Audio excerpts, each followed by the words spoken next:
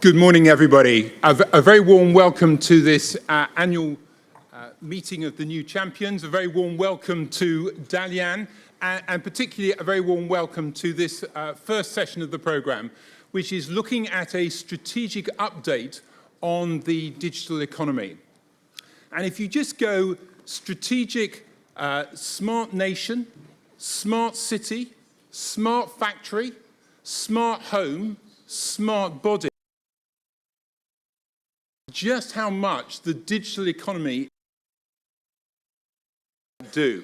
And whether it's at the macro level, where we think about growth and jobs and competitiveness, whether it's at the micro level, where we think about industry and corporate transformation, or whether it's at the personal level, where we just think about customer or consumer engagement, or we think about what it means for citizens today to be part of a democracy or to be part of engagement in a nation. What we see is that the digital world is impacting all of those different dimensions. And I'd just like to put up on this slide, what we've got here coming up is we've looked at some of the key digital issues that have been in the media over the course of the last 6 months or so. And what you'll see there are some of the key themes that we'll be addressing today, particularly technological disruption, or looking at the issues of finance, or thinking about what it means in terms of skills and the workforce, or how digital economy is driving growth in our economies. So that's the format for today. We're going to look particularly at technology, transformation, and some of the policy implications. And I'd like to introduce the panel to you, starting on my far left, on your right, Vishal Lall, who is the Senior Vice President of Strategy and Ventures from Hewlett Packard Enterprises. We've got Vivian, who is the Vice President for Strategy and Transformation at Kaiser Permanente. We've got Chen, who is the Chairman of Greater China for IBM. Chen or Chen Li Ming. Okay, very good. We've got Mikael Damberg, who is the Minister of Enterprise and Innovation from Sweden. And on my near left, we've got Pishu, who is the Chairman. And my name is Mark Spelman, and I help to run the Digital Economy and Society initiative here at the World Economic Forum. So, Vishal, let me start with you. If we talk about navigating technological disruption, and we're thinking about a strategic update on the digital economy, what for you are the critical sort of technology trends that you see at the moment, and how should we be responding to some of those trends? Yeah, thanks, Mark. Hey, I'm very excited to be here and having this conversation. The way I think about technology trends, it's if you look at the last decade or a decade and a half, technology has actually completely disrupted and remade industries. And whether you think about the retail industry or you think about the financial services industry, the media industry sector, it's completely changed the way we do things. For example, this is how we watch TVs, how we use maps, how we listen to music. There are no dictionaries anymore, right? So between this device and the cloud, we have completely, there has been a whole shift in the way industries work. And this trend is going to continue, right? If you look at the next set of shifts that are happening, this is all driven by data. And there is so much data that's being created currently and will get created. I mean, if you just look at the last 2 years, there's more data has been created in the last 2 years than the entire history of mankind. And that's the rate at which data is growing. So there will be more disruptions going forward. And there will be other industries that will get disrupted. For example, I think healthcare is one that will change a lot over the next few years. Insurance will change a lot over the next few years. Education, I think, will change a lot over the next few years. Transportation, you're already starting to see that shift happening. So this is an ongoing shift, and this is all happening in 20 years. Industries that existed for the last 100 years in a certain way are completely changing, and that will happen. And to answer your question, the other part of your question, Mark, what should companies do? The way I look at it is companies have to get ahead of the curve or disruption will happen to them. I mean, I'll just give you a personal example from our company at Hewlett Packard Enterprise. We saw the trends coming and we have completely changed our company over the last 3 to 4 years. Our portfolio of businesses is completely different than what it used to be. It's much smaller because we know we need to be much more agile and faster in this world. The way we interact with customers is different. The way we interact with our employees is different. The way we think about our partnerships are different. The company is very different, and that's what I think companies have to do is get ahead of the curve and try to disrupt themselves. Otherwise, disruption will come to every single company.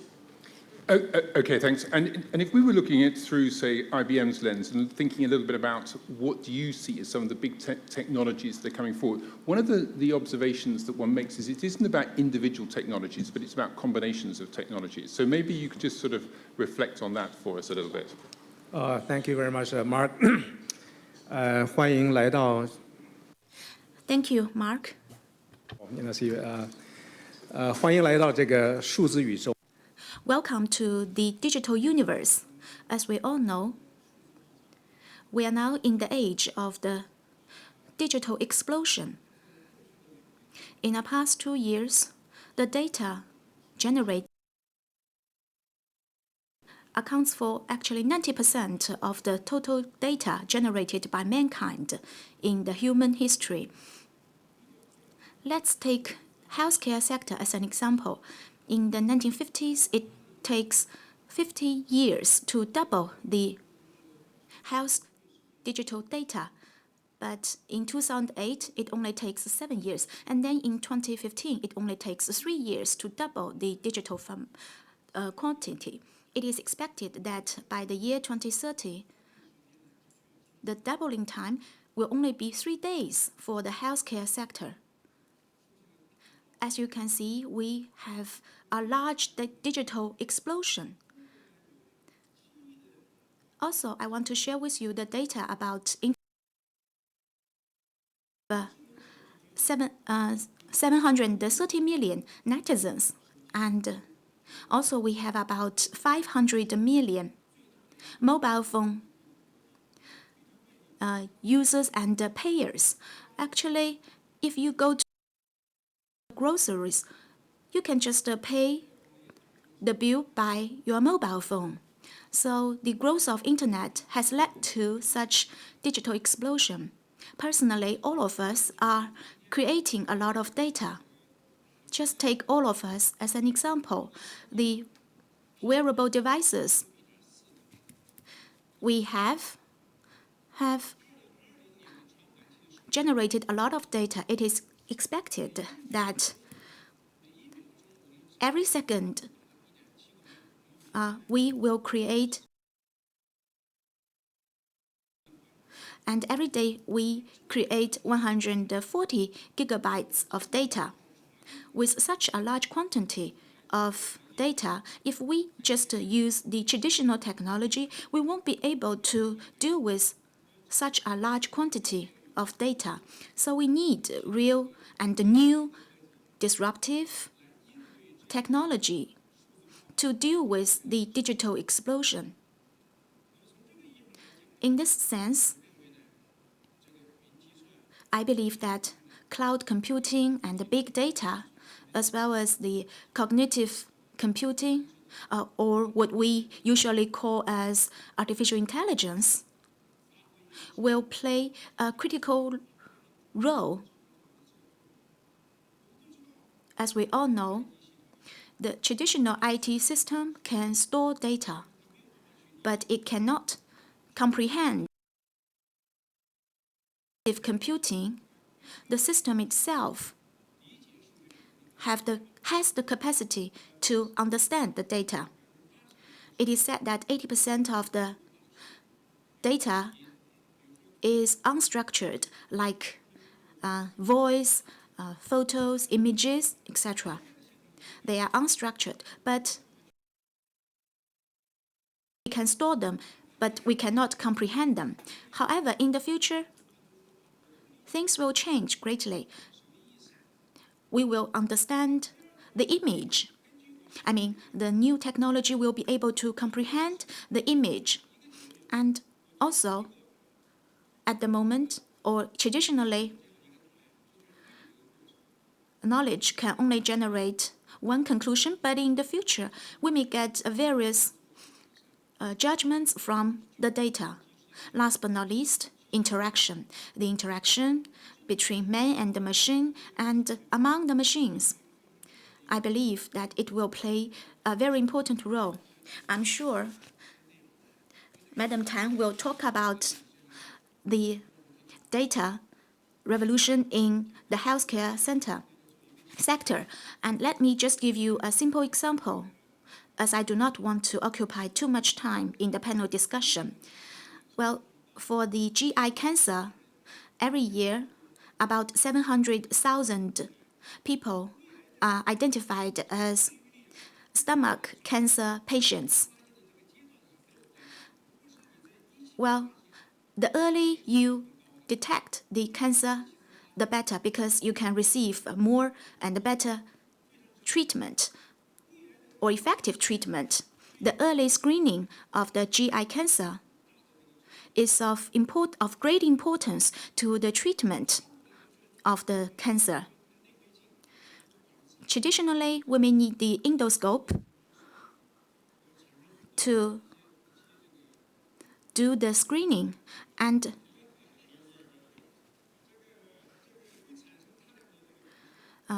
we can find a lot of images. But now we have the capsule endoscope. Traditional endoscope was very troublesome and painful, but with the capsule endoscope, you know that it is very convenient and causes no pain to the subject, and it can take 20,000 pictures. For a physician, you can imagine the workload of reading those images or pictures. But in the future, if we have the imaging identification technology, if we can have the intelligent technology, we will be able to, with the help of the technology, identify the cancer very quickly and very effectively. So cognitive computing is really helpful and important. Last but not least, talking about new technologies, we do have so many. Today we are talking about the fourth industrial revolution, and there are a lot of technologies engaged in this industrial revolution. All the technologies should be introduced and utilized in our sectors or in our industries to create benefits for the mankind. If it is just a laboratory technology, then it is not so helpful. Pishu, coming to you, we know that there's going to be a lot involved with cloud computing. So where do you see the key sort of growth opportunities going forward? Where do you see some of the key trends over the course of the next couple of years?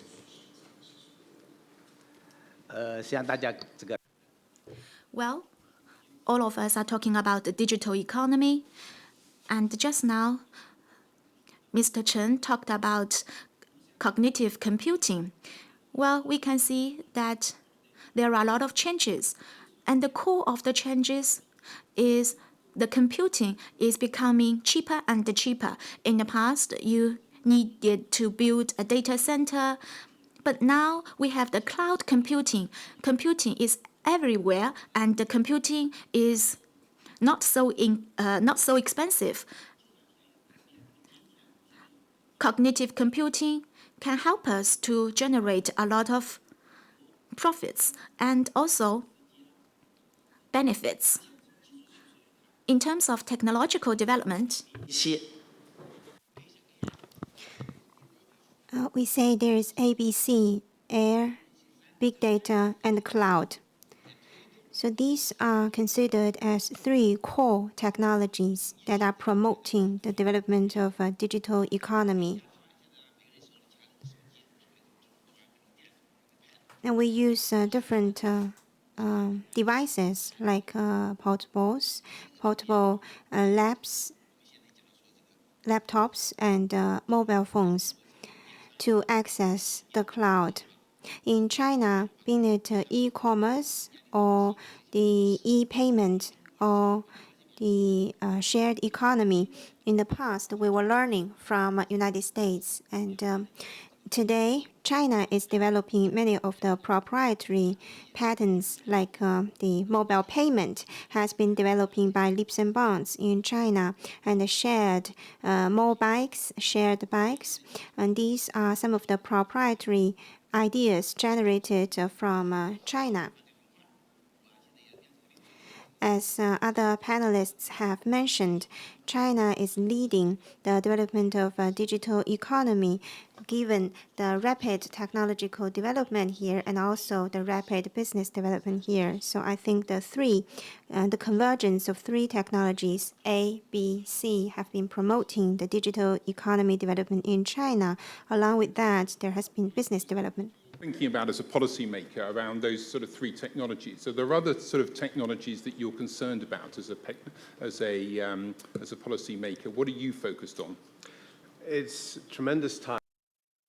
Possibilities have never been bigger than today. So we have the possibilities today to create better lives for many people, totally new ways of going forward. So it opens opportunities. But from a policy perspective, it's important to see that I believe that Sweden is a digital frontrunner. We've actually managed to cope with change over the years. And I think from a policy perspective, how does a government keep up with the pace? Yeah. How do the population keep up and accept change? So I would argue that the most important policy perspective is about people. Innovation is not only technical. It's about people handling the technology, accepting the technology, wanting the technology, not resisting it. So I think also here you should where you give people some kind of security in change. So in Sweden, I would argue that in Sweden we have a kind of a model that actually don't protect all jobs, but actually protects people in change. And that has given us some kind of black belt in structural change in the economy. And we need that more than ever now. You should also focus on education and skills, because people need new kind of education, and you have to build a kind of lifelong learning system, not only on a basic level, but throughout the life. And thirdly, I would argue that you should look into the pace of government.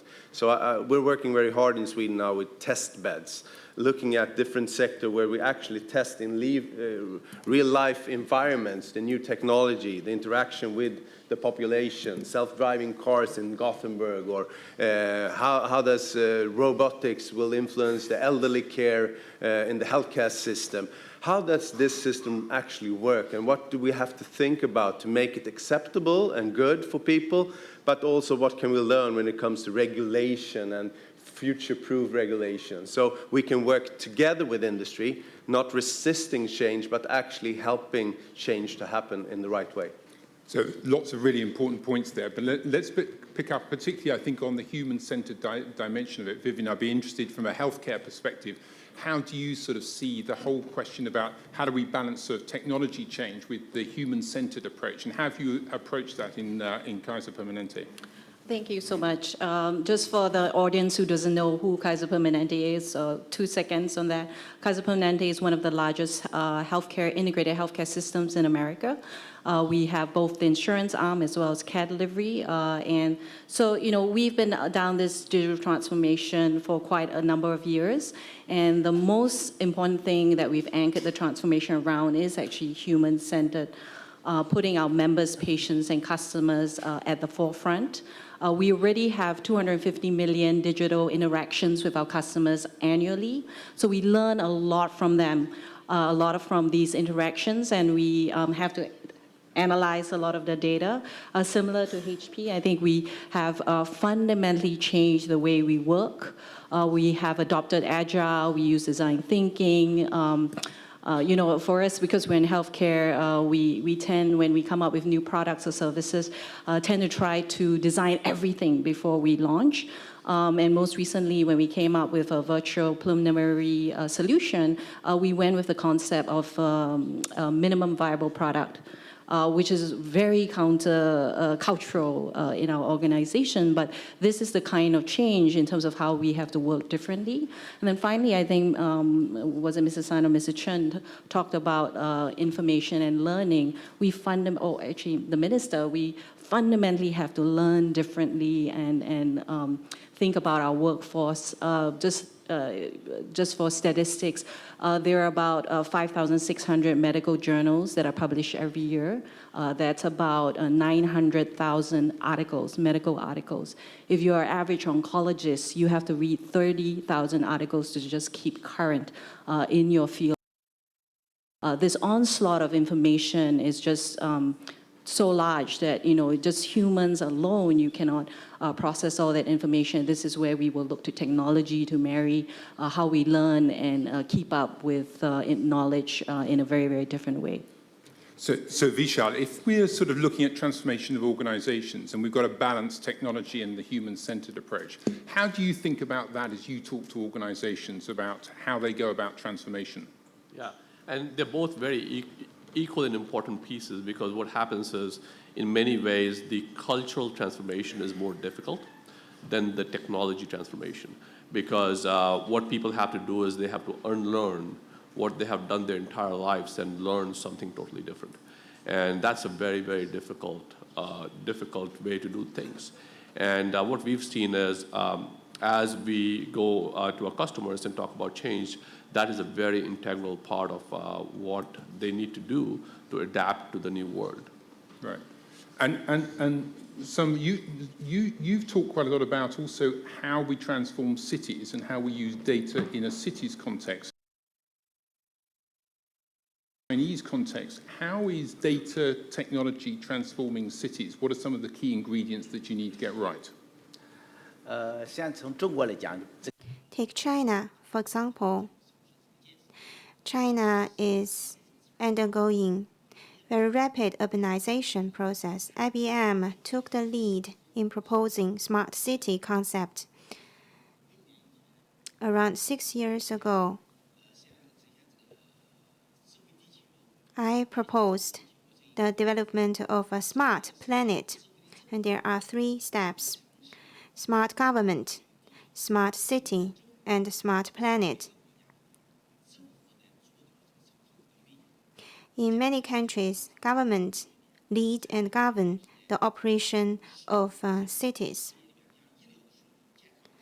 We have data from different industries, like the data from the health industry is at the hand of the Ministry of Health, and the review and approval data for the business setup is at the hand of the Ministry and Administration of Industry and Commerce. Therefore, first of all, we should open the data and cut across different channels and open the data for the access of the whole society. This sharing of data can improve the government's quality of the government. It also provides greater convenience to the people.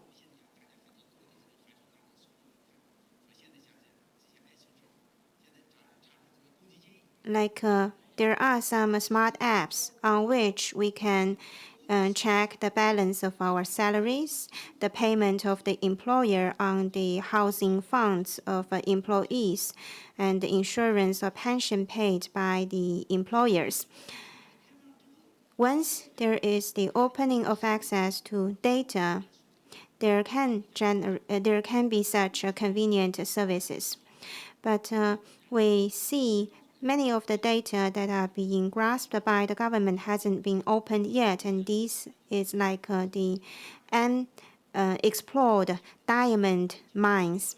So once there is the data access to these data, it will greatly improve the governance of the government and provide much greater convenience to the general public. so that until one day we may have the zero commission or fees charged by the government for the review and approval of setting up a business. The opening of access to data and the sharing of data will be the basis for the development of a smart city, smart government. Data might be the core of all these. Chinese government is determined to take the great opportunity of the sharing and opening of data to improve their governance and to facilitate innovation. A mayor of a city now pays attention to two important things. One is innovation, and the second is convenience provided to the general public. This is the common emphasis of many governments, so we always make this suggestion to the government, opening of data, sharing of data. Compare and contrast with what's going on in Sweden. One of the issues when we talk about data and we talk about governments, it sounds very top-down. So I'm very interested in terms of thinking about it through a Swedish lens. What's the sort of the bottom-up advantages for citizens that you sort of see through, if you like, governments being more receptive to the way that they use data? So how are citizens being empowered going forward? And what are some of the trends that you see, Mikael, looking ahead? I think open data is one of the crucial issues because we collect a lot of data in the public sector today. We don't use it. We don't build business model on it. We don't even share the data between different departments or sectors in society. So it's a huge challenge to use that in a smarter way and open it up. But I would argue that cities today are also a driver that is going faster than countries because cities are closer to its citizens. So it's organized through the needs of its citizens. So it might be different from one city to another. So that's why we launched the test bed initiative in Sweden, trying to get cities to want to go further, to try new things in their cities, to actually learn. Because sometimes we talk about technique and it's very simple, a connected car. But anyone can build a connected car. How do you build a connected transportation system? So it's the system side of the equation that is difficult, that is hard, and you have to have a mass of people or a city or a country to do it. And that's where I think cities and the state could, together with private companies, work on different new models when you empower people. And it's not only about people direct benefits, it's also about city planning. If you have, like in Gothenburg, they have electric buses in Gothenburg in live traffic. It's not that technically advanced, but then it changes the way that you can build a bus stop. You can have it inside a cafeteria or whatever. You can have your roads smaller because it's no pollution, it's no sound. So you can build your city in a different way. So you have to learn from these experiences when you transform the government's way of doing things. That's why I think testbeds is also very relevant for future regulation or how does authority look at innovation. So authorities must be very close to these testbeds and initiatives to learn from the process so they're not on the side and being against change. Very good. And Chen, how do we think increasingly, we always talk about business value from what data can provide, but I think increasingly we can talk about societal value. We can think about, for example, lives saved. We can think about also what's happening with emission reductions. Where do you see some of the sort of the advantages about being able to integrate public and private data? Thank you very much, Mark. Back to the question of smart cities, and when IBM first proposed this smart city, smart planet concept, actually there are three major elements to it. The first is instrumented, and that means in the data collections with all the sensors and so on and so forth. And the second is interconnected, and the third is intelligence. I think by looking at the China situation, we are very much instrumented. The data are collected all over the places, in the streets, in industries, by the government, and so on and so forth. However, interconnection is still a major problem, even though we have internet, we have clouds, and so on and so forth. But we have many so-called data islands, which are not really connected to each other. Sometimes within one single ministry, the data are not really shared. There are many great walls. And how this is going to be resolved? Mr. Chen just now mentioned about the data sharing by the government. China is ranked, I think it's 96 among 180 countries in terms of data openness. So how data can be open so that you can create a value. However, and of course, we understand opening the data, there are its own challenges. Essentially, for privacy, for data security, so on and so forth. Intelligence is a space. There is still a long way to go. How we are going to let the data to create a value instead of letting the data to sit there doing nothing. I want to use one example you just now mentioned about how the data can create a value for the society, for the benefit of human being. IBM China Research Lab, we proposed our initiative called Green Horizon. Green Horizon is a project that tackles with the climate change, tackles with pollutions, and so on and so forth. It has three major modules. First module is how we can utilize fossil fuel more efficiently.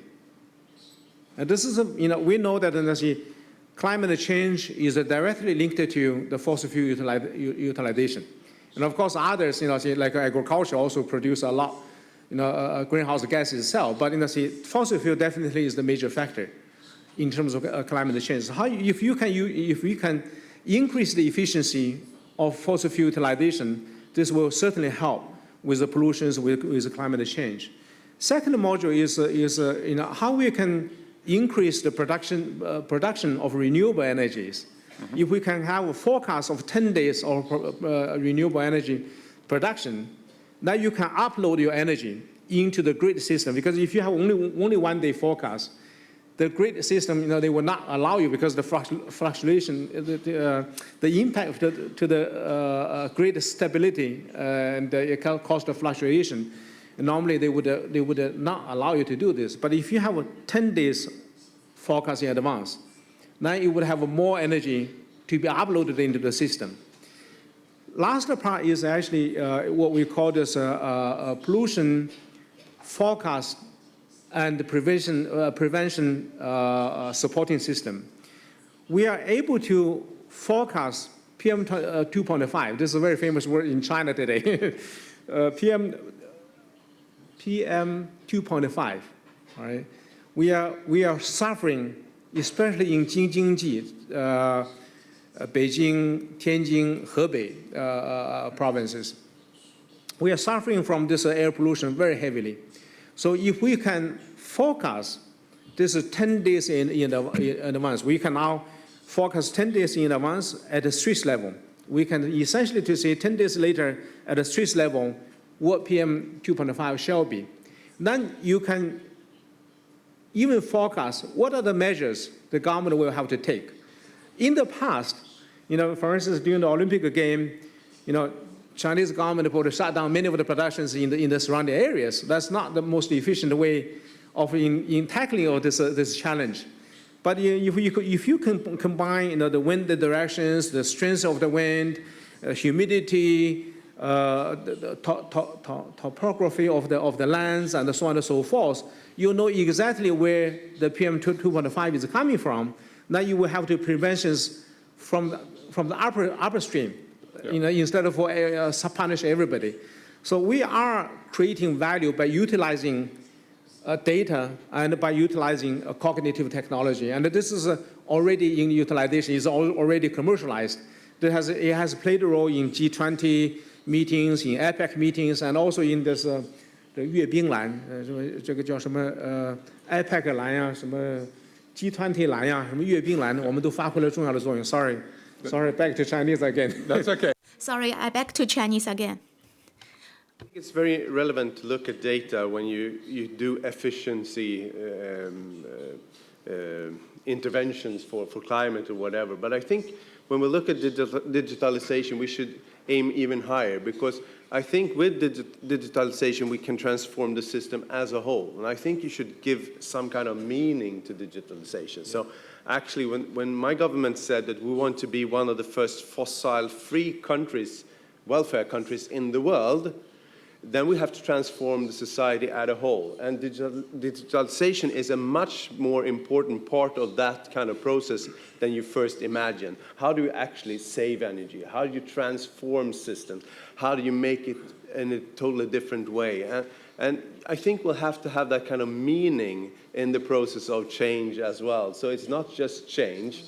There is a purpose in creating a better life or a better environment, and that is very important to stress. Otherwise, people, again, might just become stressed of all the change and not see the benefits of change. That's good. So three sort of thoughts I'd like the audience just to think about. We've talked about the combination effects of different technologies. We've talked about, if you like, technology and human interaction, but we've also talked about economic benefit and social benefit. So those are three dimensions, and we want to come to the audience in a minute with a question. But there's one chestnut that we haven't talked about, and Vivian, I want you just to address this one.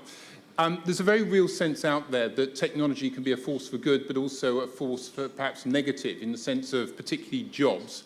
Automation versus augmentation. So when you look at it from a business point of view, and you think about all these different technologies, what you're doing, how do you think about this issue about job creation, job destruction, and how do you, as a sort of a business leader, approach that issue? Yeah, I mean, technology, I feel, is actually neutral. It's how it's being used. I think all of the above will happen. There will be roles that will be automated. And, we put in an electronic medical record 13 years ago, and overnight, we didn't need chart rooms, and we didn't need people carrying charts from room to room. So, we've always been going through the impact of technology, and we will continue to have to manage through that. I think we are so poised to actually get a lot of the benefit from human and machine interaction. Just to give you a non-healthcare example, there's this thing called free chess. You can play chess against a chess master, against a machine, or you can have these combined chess man and machine groups. And on average, the combined human machine beats both the chess master as well as the machine. So I really think that there's I think there's a huge promise in how technology can be used to enhance human interaction in amazingly different ways. So we're actually far more optimistic, glass half full, as opposed to glass half empty.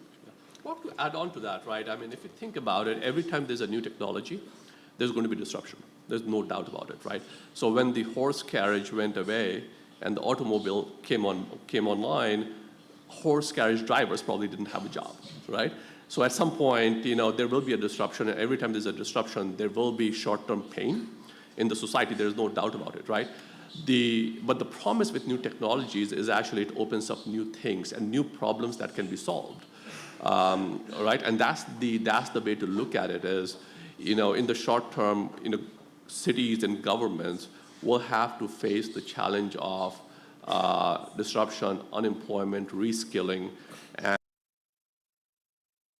policies in place that can benefit from the changes and embrace the problems that can be solved with new sets of technologies. For example, if you look at we've heard a lot about data and analytics, but what we haven't talked about is machine learning and deep learning and analytics, right? And kind of the computational technology that's coming online that can take petabytes of data and analyze it online, and what can it do for you?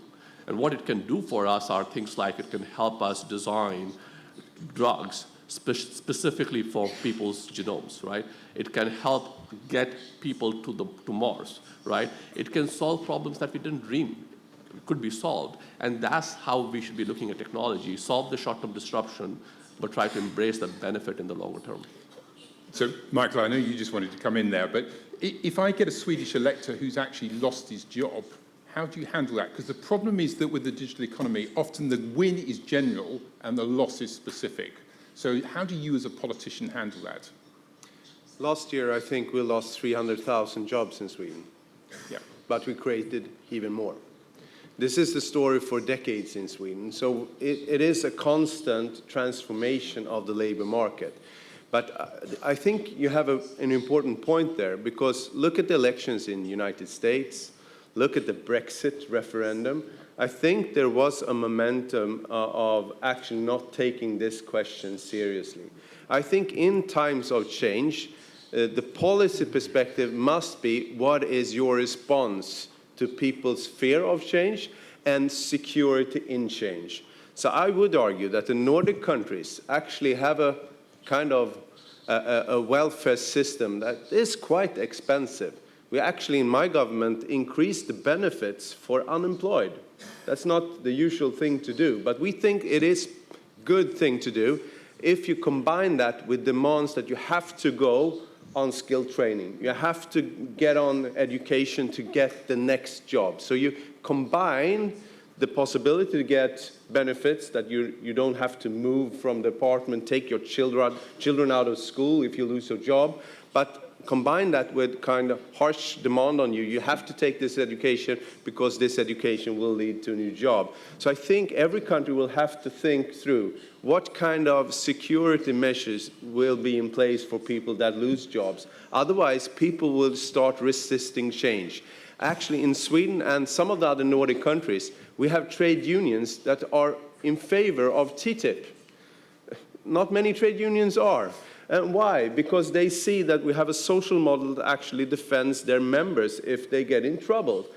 So trade unions can also be positive for companies doing restructuring. I'm actually more afraid of old technology than new technology, because I know Sweden will never be able to compete on the global market with old technology. So we have to stay in the forefront to promote change.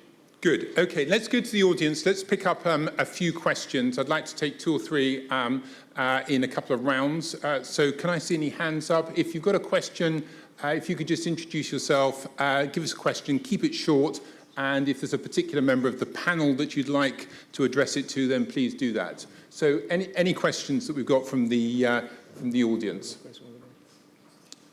It's quite difficult to see. So, yeah, well, let's go up there, and I've got one over there as well. So, yes, please introduce yourself. Hi there, my name is Vivian Parry. I'm a British broadcaster, but I also have a role in public engagement in genomics through the 100,000 Genomes Project.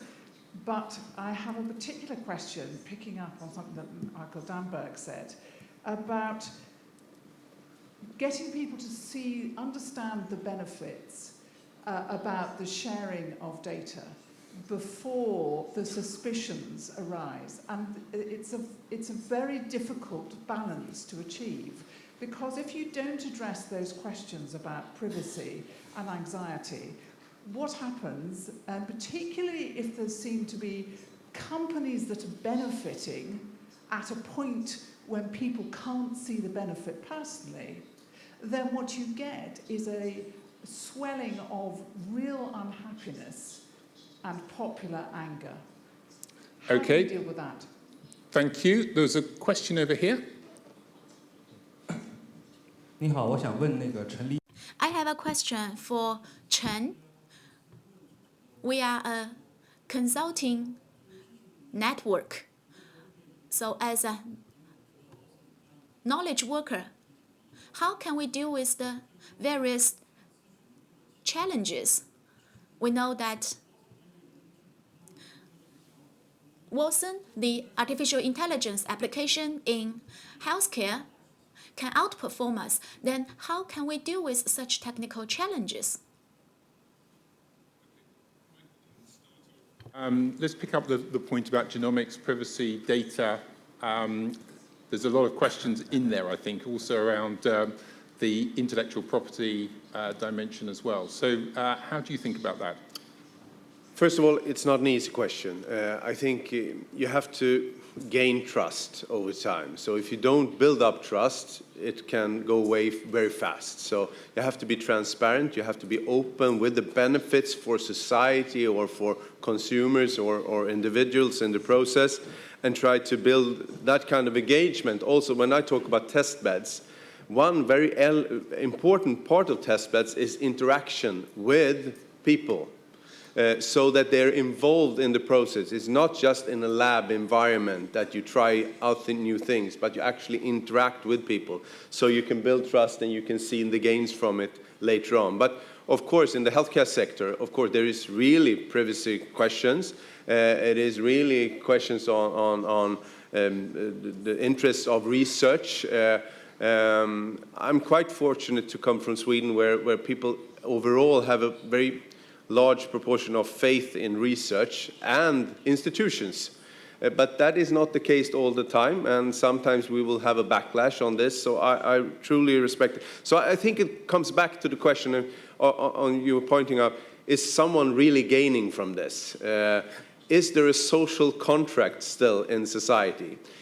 How do you formulate the social contract? It's not only a political question, it's also about private companies. How does they see their social contracts with citizens and with society? I think this will be even more important when you see the super rich going off, almost leaving the planet, and we have all the needs still around in ordinary day lives. So I think the social contract issue is really relevant when we talk about digitalization. It's not an easy thing to solve, but I think openness, transparency, and also pointing at the gains that we can share together.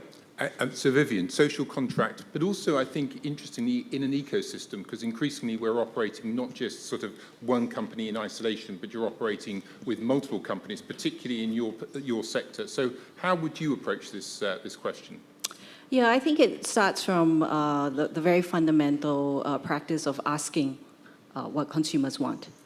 Members, patients, and customers. At Kaiser, we have 11 million members, and on a voluntary basis, members can actually information. So we have been actually collecting that over the last 5-6 years. Recently, we launched a survey in support of some work by the National Institutes of Science. We've asked 10,000 members, patients, and customers, how do you want your genomic information used and what are your preferences? That work is ongoing, but what we've realized is actually there are different preferences. Thank goodness I don't have to deal with the policy issues, Minister, but how do you deal with a policy framework where there are actually multiple segments with different preferences that you have to honor? And really, some people are very worried about de-identification, other people don't really care. You can put all their information on the internet and they wouldn't even mind. So when you have those ranges of consumer preferences and figuring out the right policy frameworks are important. And so open and continuous dialogue with both across public and private is so important. Fine. And the second question? 关于这个 When it comes to the impact of technological development on employment, I don't think it is a dispute to be discussed today. When there was the first industrial revolution, there were such disputes. And when there was the second wave of industrial revolution, such disputes came back again. Every time of disruptive technology development, it triggers concern and worry by the general public on the possibility of losing jobs.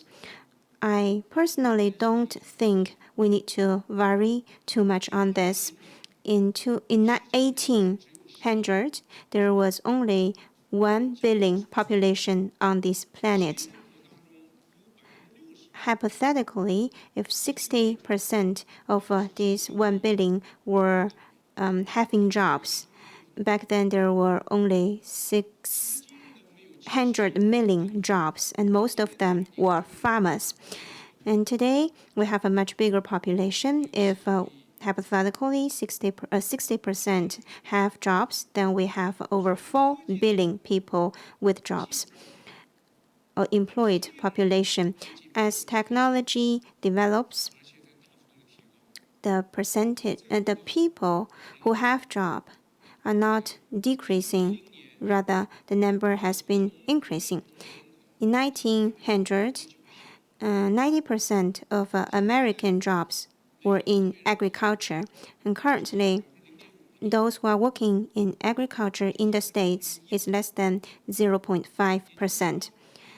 Or even if it is counted as 1%, we should say that over 80 to 90% of American population are no longer working on farms. There is the wide application of machines and mechanical agriculture equipments. The popularization of these technology equipments have reduced the number of farmers, but the percentage of people who have jobs is not decreasing. In China, nowadays, 57% of the population are in cities. With the rapid migration and urbanization, the popularization of agriculture and farming machines haven't caused unemployment. Admittedly, the occurrence of application of certain technologies may decrease some job opportunities in the short term when education cannot catch up with the technological change. However, in the long term, we don't have to worry that much. Back 20 or 30 years ago, who would imagine that today we have over 20 million developers here? As technology develops, it brings about more opportunities as well. I have named IBM Watson as a parallel development of human and machine and the development of cognitive abilities. Human and machines can work and develop side by side. The knowledge and capacity of mankind can be co-developed between man and machine, and the two complement each other rather than replace each other.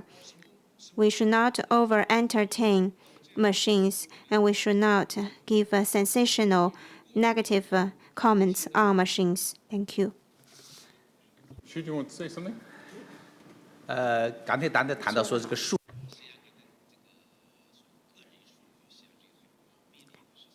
Personal data or private data has a privacy concern.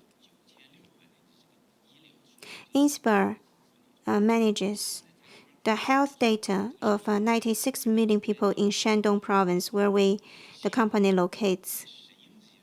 How can we manage and utilize the data has become a very important issue.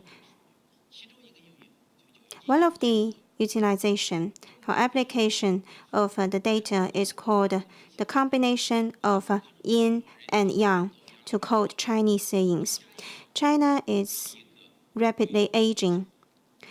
Home-based elder citizen care is a major way to deal with the aged population. Hypertension, diabetes, and other chronic diseases have been influencing the life of many elder citizens. Quality data helps us to provide better nursing to these home-based elder citizens. With wearable devices, the key health indicators can be communicated between the patients, the elder patients, with the health institutions. The sharing of the sharing of this data has enhanced the synergy of work between the home care and hospital care.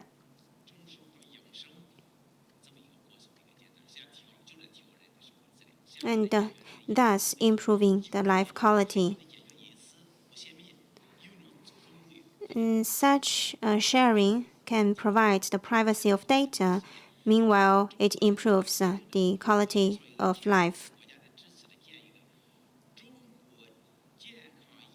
Inspur is taking the initiative to establish a healthcare big data center for the whole country. And this will integrate the entire population's health data. We estimate that the population to grow to 1.6 billion by the time that the center is established. And the data has the volume of 1,000 Z, which is 24 square of 10 by the time the center is established. And these can deal with the issue of protecting data privacy, whereas improve the home-based and institution-based healthcare.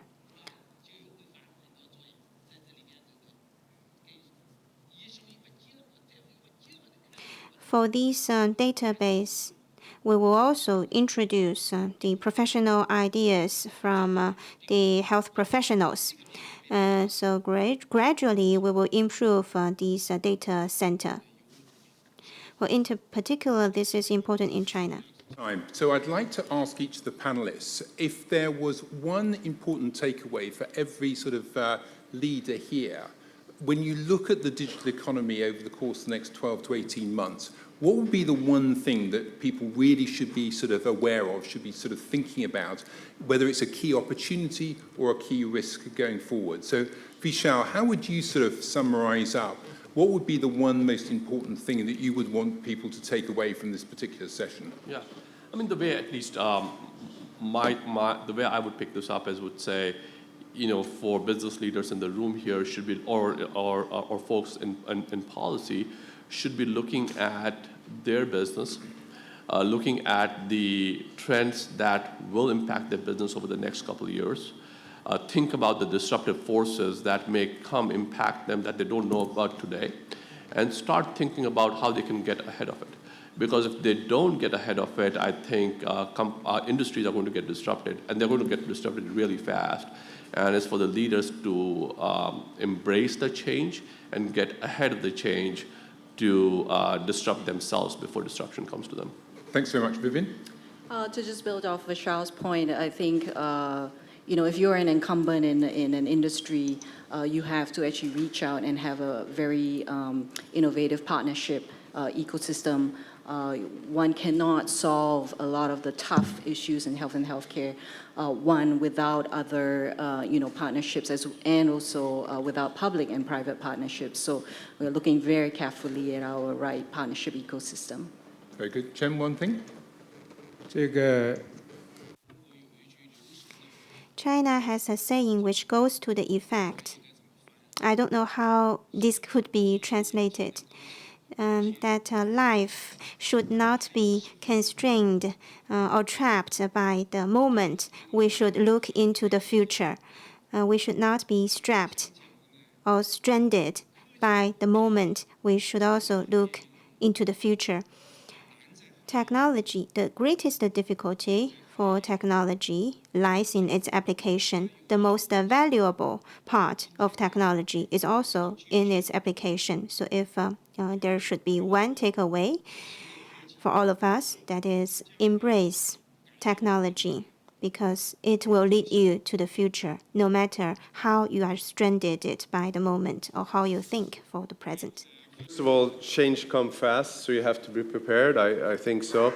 But in this new kind of platform economy, it's important to see that it's fierceful competition, but the new trend is also new forms of collaboration. So I think those that will succeed is those that find a new kind of partnership. So I think if you're interested in test beds, in life science, smart cities, future transport, welcome. Sweden is very interested with private and public partnerships, so please come to us. Very good. Thank you. Pishu? 我想这个 For the foreseeable future, I suggest that we pay more attention to the transaction of data. Data is already a commodity, just like we now pay more attention to e-commerce than before. The time will come when data is more and more of a transaction nature. All of you for listening in on this first particular session. I hope that what you take away from this is that technology is there, it's real, it's moving very quickly, but perhaps most importantly of all, what really matters as we look at the digital economy is actually mindsets. And the fact is that with this pace of change, what we really need to do is make sure in our organisations that we're helping people, particularly individuals, cope with this rapid pace of change. So thanks very much indeed for joining us. Thanks for being part of this, and thank you to the panel.